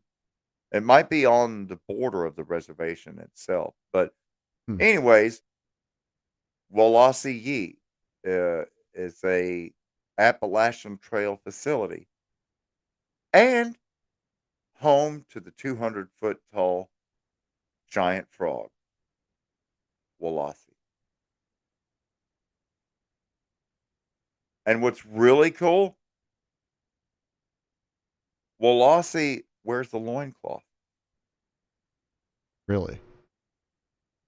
Because he has to, or because he wants to? He likes it. Okay. He's 200 foot tall. He can tongue lash your ass from a mile away. I let him do whatever the fuck he wants. World is yours. I'll just stand out of the way. And there's a lot of Cherokee giants. I haven't even gotten into Judaculla and the Judaculla rock. What is Oh my that? God. Yeah. Is it a quick story or a long story? Oh, you know what? Put into your computer there Judaculla rock. I'll spell it for you. You're going to have to. Judda. That's a double D. Judda. Shout out Right. Dylan Dorbuck. Judda Culla. Judaculla. All right. We are all about the double D's here at Liberty Radio. Judaculla Rock is located outside of Cullowhee, North Carolina. And it has ancient engravings in this rock. This rock is about 20 foot by 30 foot by 15 foot. So we're talking about a massive, massive flat surface that's been engraved with it looks like a star map that was engraved by E.T. so that he could phone home and get some Reese's Pieces. I don't know, it's fucking wild, dude. It's wild. Judaculla Rock. Yeah, And I I've mean, tried that, and you didn't get anything? no, it's showing me like fashion. And wait, where'd you say it was? North Carolina? Cullowhee, North Carolina. You can put in the town Cullowhee. That's spelled Oh, all right. Here it is. I found it. C-U-L-L. Oh, okay. Yeah, I found it. Let me see. Cullowhee. And Cullowhee is Judaculla. And because, that's Judaculla is there, is what it means. Cullowhee. Because Judaculla Rock. Yeah, it's I don't mean to correct you on the air, but it's 1D and Culla has an H. At the end? Yeah, which is probably why I was having trouble finding it. Oh, so they only That's all do it right. with one D. Well, Even I mean, right, the single D's are fine too. Don't anyone worry about that. It's all good. D if cups you rule. actually spell it from the Cherokee, it would be TSU because we don't have a J. It's a T. So it'd be, Right. Jutakula, but it sounds like Ja. So, but and because it's actually a Cherokee name written in Cherokee, and so there's a couple of spellings for it. But yeah, you're right. There's It's with one. one There's D. it's not an actual picture, but it's like a kind of an artist rendering of it. Let me see. Go Oh up yeah, there. where they did a stencil. They, Yeah. they they took a stencil of the top of all the engravings, Yeah. and like when you look at it, it's clearly a star map, and a lot of these lines are Hmm. where over the course of hundreds of fucking years, they're plotting the paths as they see from the horizon there of different comets that pass and other celestial bodies. That's wild. It, it How big it's is it? all type of well, you can see in that picture over there, the stone. You could probably park 3 cars on top of that rock. What? It's fucking huge, man. Let's see, I thought there was one that had. It's fucking huge. Is that it? And see, yeah, and Oh every now and then wow. they'll put like white chalk down into it, but they've got a fence around it now so that you can't just drive onto it, you know. Wow. But people go and they still stand on it, which they really shouldn't, because these are petroglyphs that have been dated because of the patina in the engravings themselves. I mean, it's like I think at least some have said it's only about what, maybe 2,500 to 3,000 years old. Hmm. Others have said it could be 15 to 20,000 years old, which would put it in that Gobekli Tepe type Well, time it thing. And looks like nobody can spell it because this one doesn't yeah. have an H. I don't know what's going on. Internet's gone crazy. Well, that's what happens when you take Cherokee words and then try to write them with English letters. Because Cherokee is written with symbols, English is written with consonants and vowels. But Hmm. moving on, Judaculla was a giant, and he was so big that he could literally just straddle the Smoky Mountains. So he was And according to legend, a giant he, human. yes, giant human. And of course, he wasn't from our world. He was from Sky World, uh, I guess Sky World City, over on the east side somewhere. Anyway, so Judaculla comes down to Earth, big giant dude. He can step across the mountains, just straddling over a baby fence. And the crazy thing was he had claws for fingernails, like bear claws. And so he scratched the engravings into the Judaculla rock. That's why it's Judaculla's rock. He did that. And so whether it was 10,000 years ago or 3,000 years ago, uh, a humanoid type extraterrestrial, we'll say, that was approximately, let me do the conversion here. Uh, I guess he would be about 600 to 700 feet tall. Good God. Um, and he left his marks on the stone there in Gulliver. I would And so imagine that he many. left his marks elsewhere too. Oh yeah, oh yeah. In fact, it was Judaculla that killed the great red eel. The You great you red might be eel. asking yourself, whoa, wait, slow down, Yona. We had a The great first red one, eel. there's giant frogs. There's fucking 700-foot tall alien men with Right. fucking bear claw fingernails. Can you And then there's imagine, giant like, red when he eel. took a piss? Like, he could wipe out entire towns. Yeah. Just because he drank too much coffee that morning. Oops. Yeah, Everybody's it's gone. true. Yeah. One day he decided to turn toward the ocean and take a piss, and that's what we call the James River now. Shout out Richmond. That's actually how the James River was formed. It was a 700-foot tall alien Oh, with I bear thought claw it was when white men came from across the ocean and stole the land and said, "We're going to give this our name now." I believe before it was the Cocotan River or the Paspaheag. It would have been the river of the Paspaheag.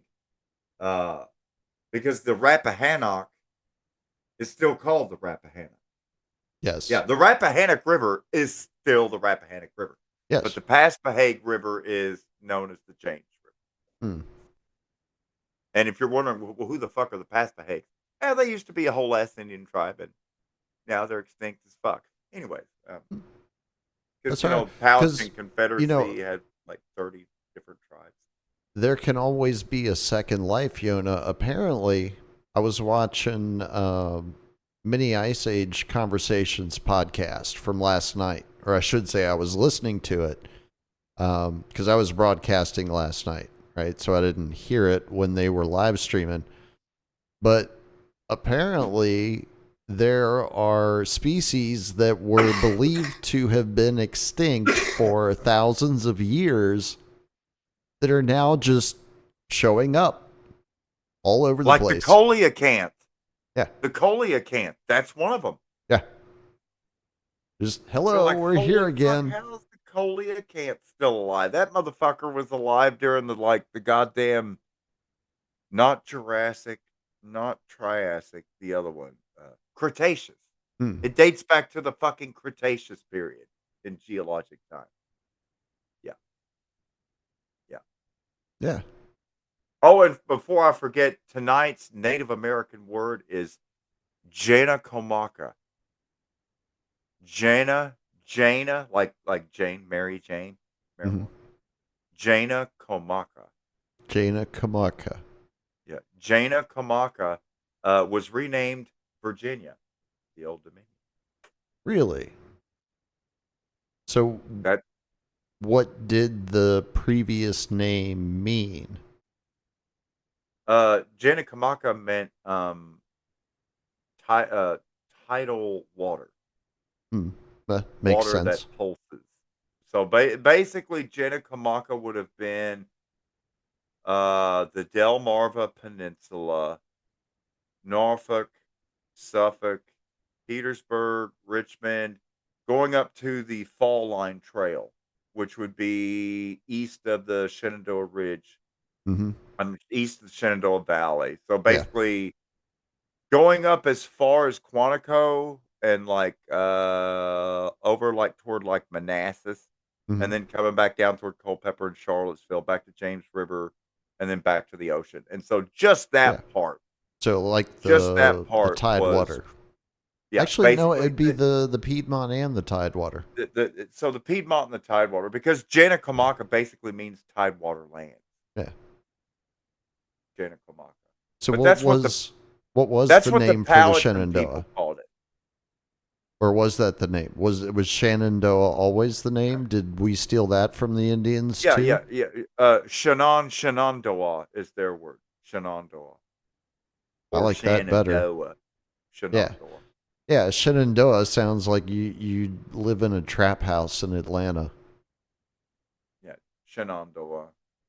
Shenandoah Valley. And what We does were that mean? now Shenandoah. Hmm. I think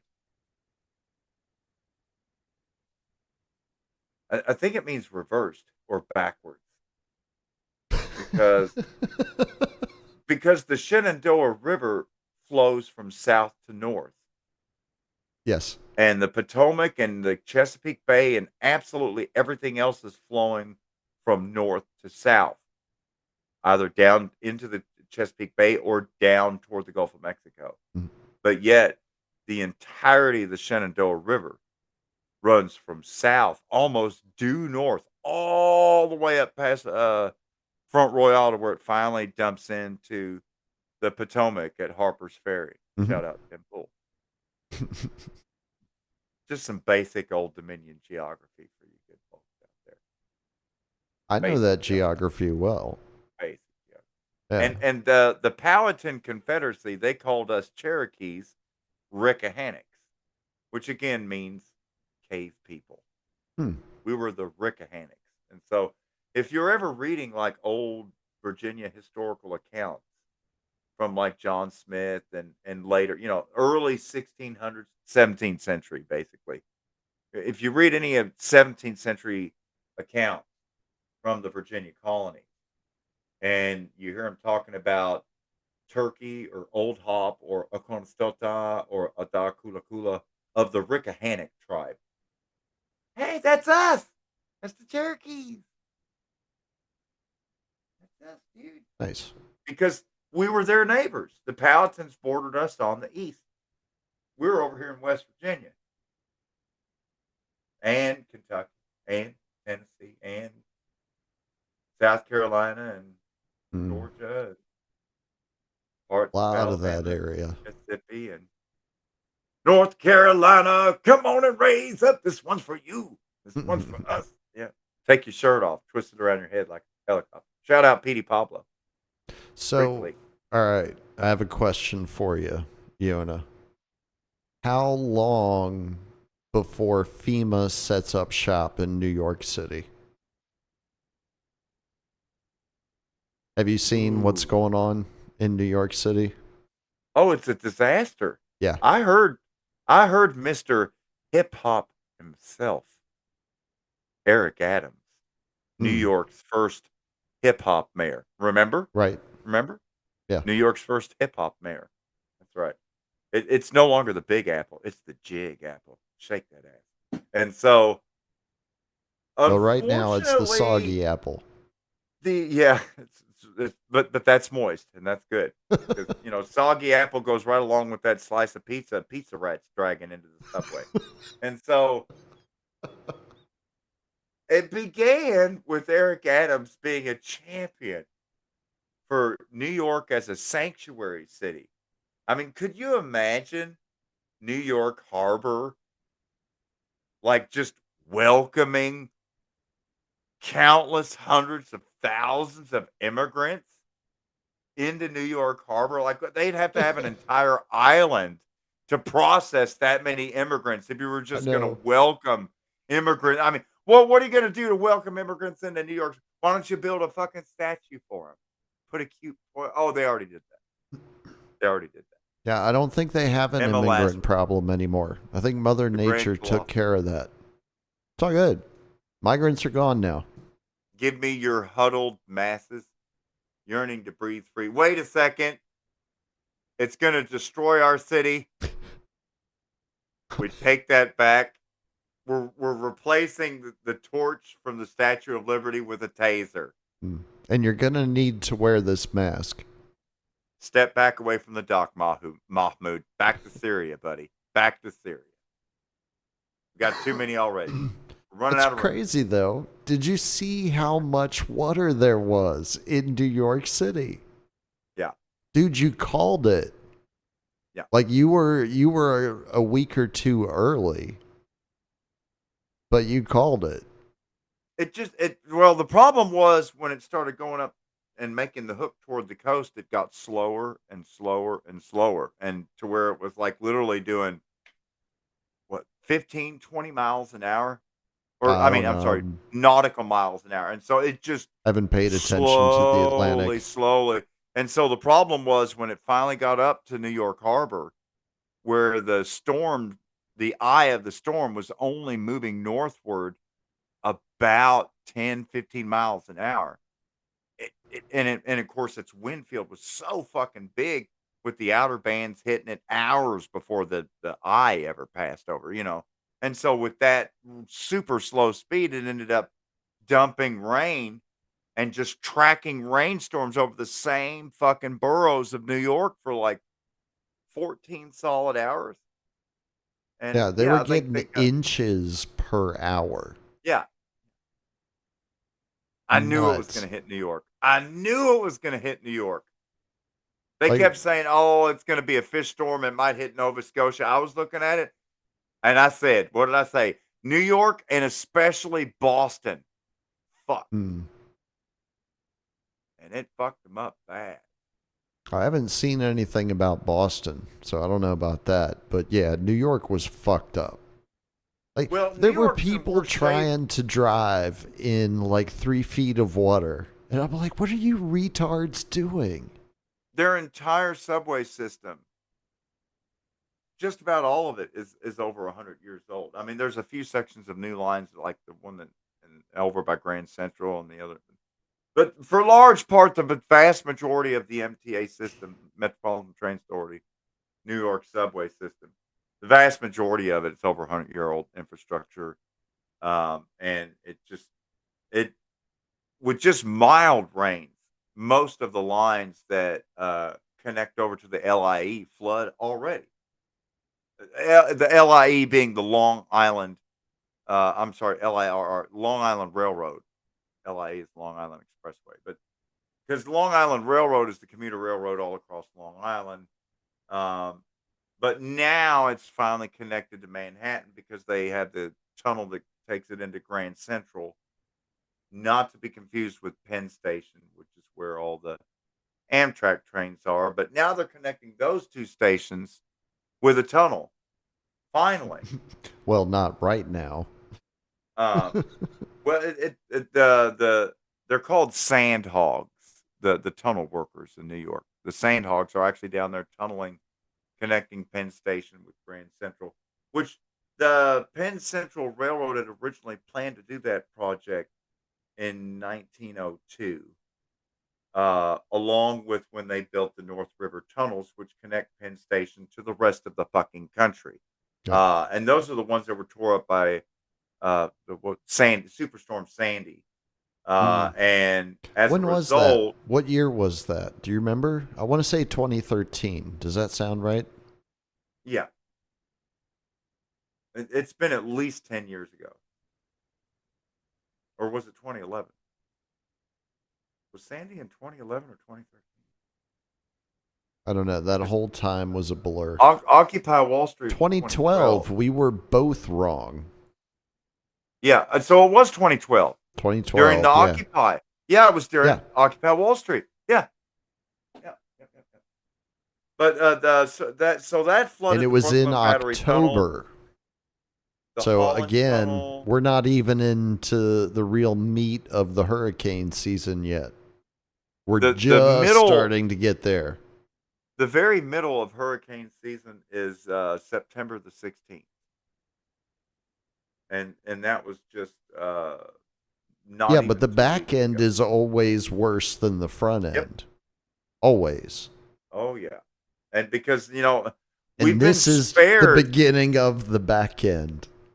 We've been spared most of the bad hurricane stuff this year so far because there's been so much wind shear Hmm. and other shit just working again and just chewing them up whenever they got toward Epstein's Island. Shout out Caribbean.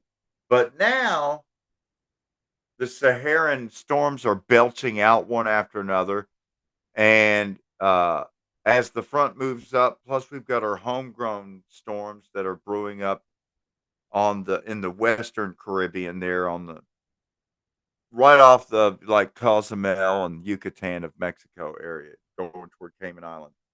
And so we've got the hottest temperatures ever recorded in the Gulf of Mexico Hmm? and the Atlantic right now still. And so that's anything that gets over those waters is just going to go fucking nuts. Rapidly intensify and go cat 5. So Do you think there'll be that's more. do you think that's an indication that the mid-Atlantic current is losing power? These record high temperatures. Well, there has been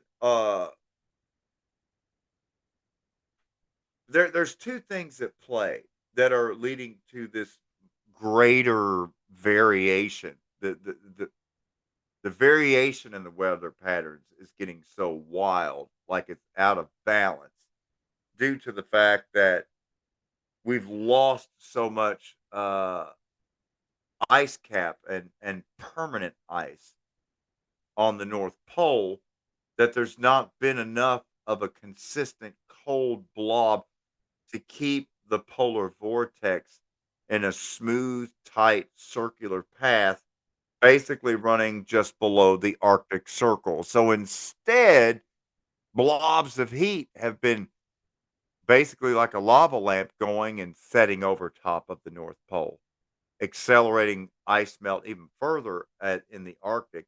And this has happened repeatedly in geologic time. The northern ice cap is melted all the way off and then refrozen again. Right. At one time, sea levels were down 1,000 feet. At other times, they've been 300 feet higher than they are now. That's how it goes with geologic time. And so, as a result of hot blobs in the upper, like troposphere and shit, getting in to the very top of the North Pole, it then displaces and deforms the polar vortex, which steers our warm fronts and cold fronts and high pressure zones and low pressure zones as they track west to east across North America, across the United States. And now that the temperature difference between the North Pole and the rest of the planet in north of the equator, the rest of the northern hemisphere, now that it's not as pronounced, we're not getting as round and regular of a circular path in the polar vortex. Instead, it's getting these fingers and appendages where sometimes it's getting so far out of whack that it's curling off and breaking teardrops off. And it's just a fucking mess. And so you've seen where now several times now the polar vortex has dipped all the way down to the state of Aguas Calientes Mm-hmm. and Nayarit, Mm-hmm. halfway across into Mexico, Yeah. and then back up, which has led to extreme freezes in Texas Mm-hmm. 3 years in a row. And of course, Texans didn't know what the fuck to do Mm-hmm. when it was like 20 degrees for 2 days in a row. Because they don't have, a lot of those places don't have heaters or furnaces or insulation. I can guarantee you, no place down here does. I mean, unless it's Oh, at a higher elevation. yeah. Like, we don't. No, there's no heater in this apartment because you And, never need it.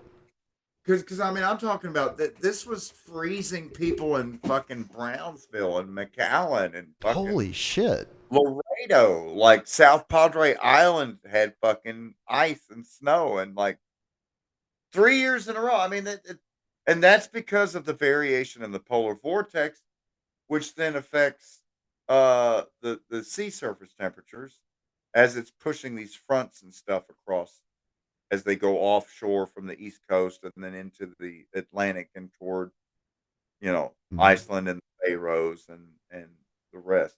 So at this Folks, hold point, on, they Yuna. uh-huh. Folks, if you want to discuss climate change with us, you are running out of time. We've only got about 15 minutes left until the midnight hour on the East Coast. So now is the time. The link is in the Telegram channel. Go ahead. I'm sorry for interrupting you, Yona. Oh, we've got somebody else on deck ready to swing the bat there. You're kidding. And one. Andy. There he is. Hey, can y'all hear me okay? Yeah, I can hear you, Yeah. Ando. What's going on? Awesome. I just was checking Telegram and I saw that this show was happening and finished driving. So, yeah. Hey. Nice. Good to see you. Yeah. Good to see you too. long ass day of driving. What's up, Yona? Good to see you again. I got kind of a shock. I shocked myself today because I looked up at my oil change sticker, which has got, whatever it was when you got it changed plus 3,000 miles or 3 months later. And the 3 month later date is 11/14. And so I got my oil changed on August the 14th. And today is September the 29th. And between August the 14th and September the 29th, I've driven 11,500 miles. That's a lot. That's a lot of miles. Yeah. That's a lot of fucking miles. Yeah. So I'm wait, 11,000. Yeah, 11,500 miles. Okay. Yeah, that is a hell of a lot In of miles. about 6 weeks, because I'm averaging at least about almost 300 miles a day. Wow. That's a lot of driving, man. Like, who needs that much driving? What the hell? What's up with these people? Well, you can't get a fucking cab in any of these towns unless you want to wait for 2 or 3 hours or pay $40 for an Uber. Hi, I'm Yona. Are you doing Rogue Uber? I prefer straight up Uber. I've gotten burned on 3 different Rogue Uber attempts, and I don't do the Rogue Uber anymore. Where they're like, "Hey, bro, let me just get your cell phone number, and when I need a ride, I'll just call you directly." And it's like, bro, that's not going to work. Sometimes I'm in Huntington. Sometimes I'm in Charleston. Sometimes I'm in Morgantown. Sometimes I'm in Fayetteville. Shout out James Evan Pilato. Sometimes I'm in Columbus. Sometimes I'm in Cincinnati. So if your dumbass calls me from where the fuck ever you are, I might be, 6 hours away, buddy. Wow. Oh yeah. I feel so bad for truck drivers because there are so many fucking clown cars on the highway now. These fucking clown cars keep getting smaller and smaller and smaller. And it's always the motherfucker in the clown car that wants to pass you in the right-hand lane. Or even better yet, oh, there's my exit. I can see my exit ramp, but I want to pass this other semi first. And then I'll just cut right in front of them and hit the brakes as soon as I pass them because That's my favorite. I've literally That's almost my favorite. overshot my The ramp. cut in front and the hitting the brakes. And the brake check. That's the double finger, right? Yeah. Yeah. I saw that happen see how- 4 times in this ship. 4 times this ship. I hear, wah, and I look over there. Goddamn clown car swiping to the ramp again. Motherfucker, man. So tired of this shit. I don't know how you put up with it, Ando. What gets me is so you're in the merge lane, right? Merge onto the freeway. I'm gonna slow down and let you on. I'm not gonna plow into you. So I can't get over a lane sometimes. It just can't happen sometimes. So merge, y'all. Just merge. And step on it. If I have to slow down, I'm already slowing down. Get on there. That's another thing I've noticed. That didn't used to happen before. There are a lot of really, what would be a polite way to say it? I'm going to say clinically fucking stupid people that park. They come to a complete fucking stop and they park on the goddamn accelerating lane. Right at the end of the goddamn ramp. Come to a complete fucking stop. So now, if they ever do decide to pull out, because by the time they decide to pull out, there's already been 4 or 5 cars that just go around them. And because he's a dumbass. And people are dying on the road because of stupidity like this. Yona's pro tip, if you're on the interstate, do not ever park on the goddamn ramp. Just keep driving down the shoulder and merge over. That's what I do. If they won't let you on, just drive on that fucking rumble strip. Yang, yang, yang, yang, yang, yang, yang. Throw the blinker and then just fucking pull your way in there. Fuck it. Yeah, you got to do that sometimes. I Road mean, pair. I've seen people get run off the road before. That's rough. But I've been run off I mean, the road before. oh, did y'all see that video? There was this crazy video. I think it took place in Mexico of this truck that was just bullying every vehicle on the road and tailgating them and all kinds of stuff. Eventually, he flipped. Oh, yeah. Yeah. Where he flipped end over end. I saw that one. Karma. Karma is a bitch. Yeah, Yeah. that's what happens. You better pay There's it plenty forward, of places to be a dumbass, right? The road's not one of them. Let's not be a dumbass on the road. No, the I road got a question. is actually one of those places where you find out. To find out more, fuck around. Oh, that's a good one. That's a Yoda right there. That you got a is. Yoda fucking on the soundboard. To find out more, fuck around. So I got to ask you, Ando, what the fuck is going on? I got to call them out nationwide. Bicyclists. It was my understanding that if you're operating a bicycle, you're supposed to drive on the same side as the other traffic. If there's a stop sign for cars and trucks, bicycles are supposed to stop at that intersection too. If there's sidewalks on each side and 2 full lanes with fog stripe and yellow stripes in the middle, bicycles aren't supposed to be riding down the middle of the fucking sidewalk and using the crosswalks for pedestrians to cross the roads. Much less should bicycles be coming down the wrong direction on one-way streets, riding their bicycles down the wrong side of the road, or better yet, riding their bicycle down the wrong side of the road on the sidewalk and running stop signs and stoplights. I'm just seeing, like, I've had 2 bicycles hit my van. Like, I was at the stop sign and the bicycle hit me flying down the sidewalk. I don't know. And it's everywhere I'm driving around here in the tri-state. Like, Is it the crackheads? Well, yeah, it's not the guy. It's not the guy wearing a helmet with the squirty bottle and the biker shorts. It's crackheads. Yes. Oh, okay, yeah. mainly So crackheads. that's they're definitely a hazard. Thing is, I've rode my bicycle all over the United States. I love bikes. I've done several tours. I used to ride bikes for a living. I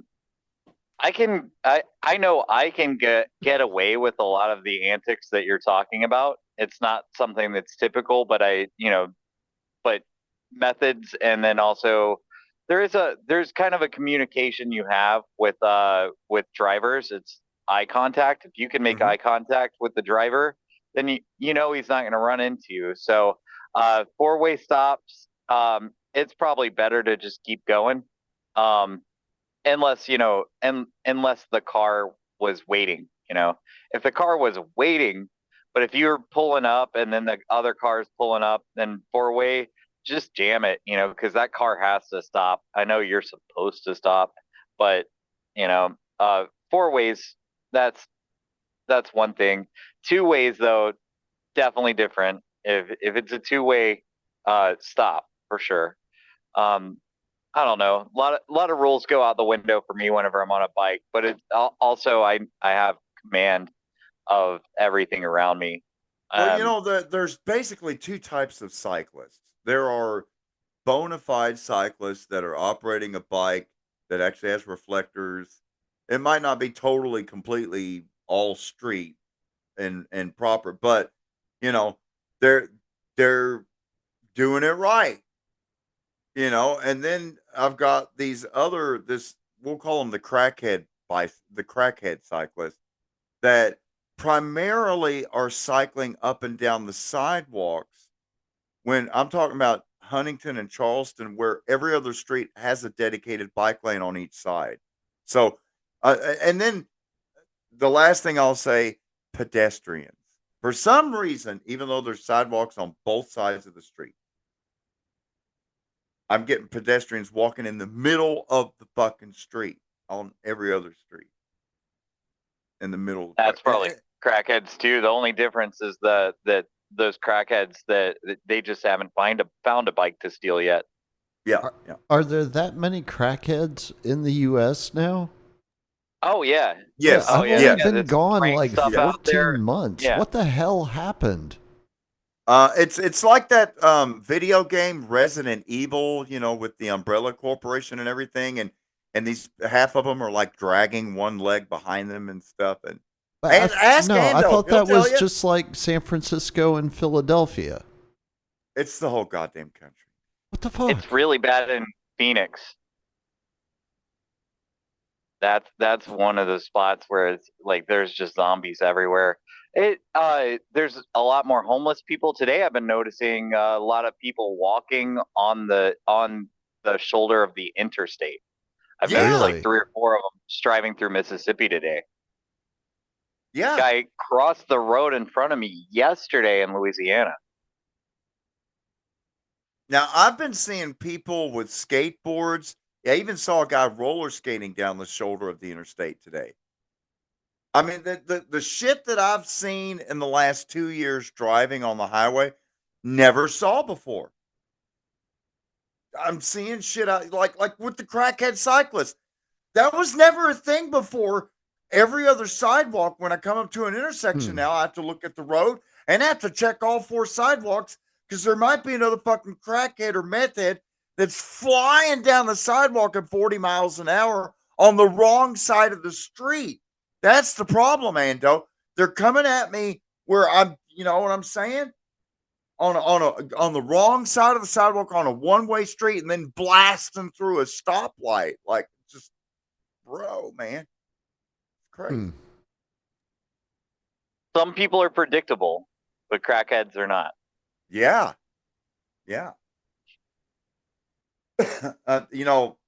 That video that I made for the song Capitalistocracy, the Dead Fella remix, which is on Tony Myers' favorite street in Philadelphia, Kensington Avenue.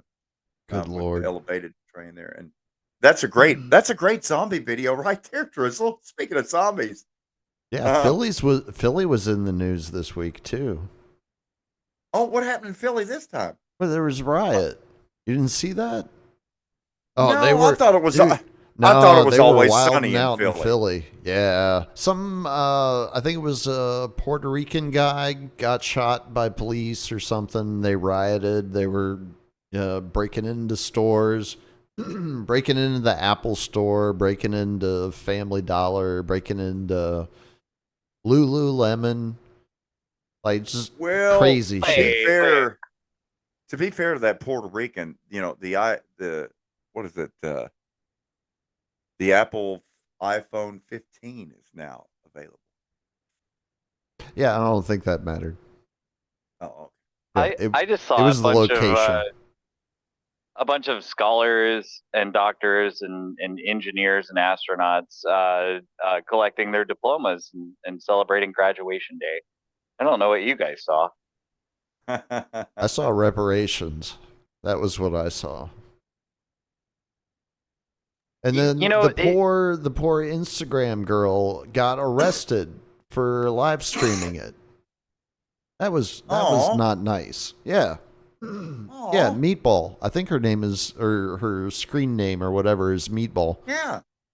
Yeah, she's got like over 100,000 followers or something. She was out there, with her phone documenting what was going on. Good God, when they go to prosecute people, like that's going to happen.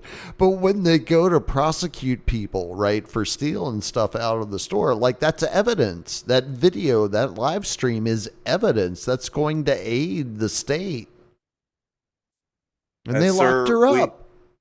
The court knows that you ransacked that cheesesteak vendor because of the meatball footage. Well, also, I don't think that they're not trying to get justice in this situation. I don't think, and not that that's something that they actually pursue anyway. This is something that's wanted. I mean, the regime that controls everything is also the same regime that's responsible for the communist agitation that makes these people believe that they're entitled to reparations anytime something happens to somebody else. And I don't know the case. I don't know if the cop should have shot the guy or not. I have no idea on this one. But at the same time, it's not it tearing up an Apple store is not gonna help. But also, I don't really care what happens to Apple. I just want to live in a stable society where you don't have to worry about that kind of stuff. Yeah. Ando, did you hear that truck driver whose 53-foot long trailer full of $1 million worth of nickels that he had decided in his great judgment to park overnight in North Philadelphia off of I-95? Yeah, that was a mistake. And when he went there the next day to slap the old fifth wheel back underneath that bitch, it was gone. Well, I mean, no, the trailer was there. Just all the nickels were gone. And there were many nickels spilled across the parking lot as well as they were carrying it away. But you'll be happy to know the nickels were recovered. Take that, Pours. Philadelphia wins. How are the nickels recovered? They just found the nickel bandits? You know they went to Coinstar. Okay. They ain't got time to fucking spend all those nickels. We need this in bigger bills, man. Let's go to the Kroger and dump it in a Coinstar. There you